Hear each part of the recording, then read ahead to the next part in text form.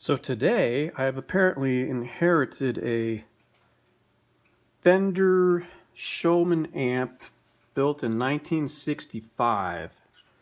My father-in-law brought this down to give to my daughter because she needs an amp, or we're thinking she could use this for her amp. But with it being from 1965 with all the original caps and stuff, I'm not sure if this is going to be reliable enough. But I just thought I'd show you.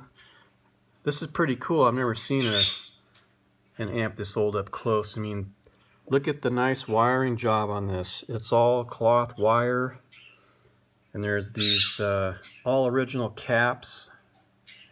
Not sure what these blue ones are. And I took the cover off of the filter capacitors, and they all look like they're still in pretty good shape. Of course, I won't know until I try firing this amp up, but first I had to take it completely apart and clean it because it was caked with a lot of dirt. It was nasty. The cabinet's in really good shape, and if you look in here, there appears to be some kind of code with 65 on the end, and there's 65 on a bunch of other parts. And judging by the Fender logo and the cloth wire and the capacitors used in here, and here's another thing with a 65 on it, the transformers seem to have a 1965 date code on it. And shh, birdies. Oh, come on, be quiet. They're not going to be quiet. It has new old stock tubes. Whoa. And these are 6L6s with really short little bottles. I've never seen them that small before. So these are probably the original tubes that came in the amp.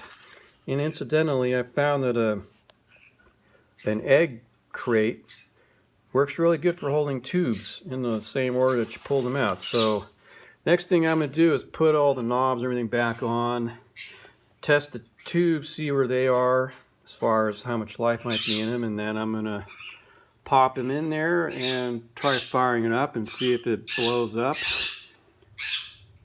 like the birds over there are blowing up. So stay tuned. I'm sure I'll have another update on this project when I get farther along.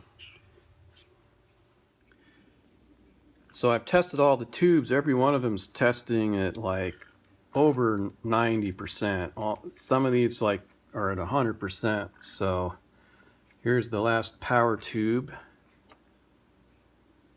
Oh, that one's a little bit weak. All right, so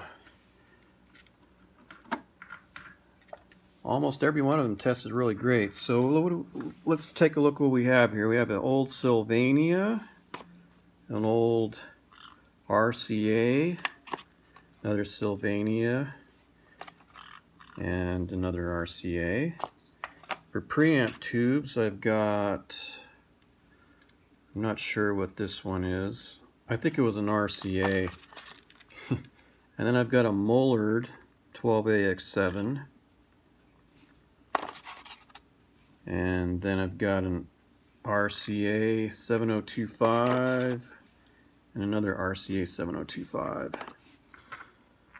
Well, so they all tested good except for this last power tube. Let me try it one more time.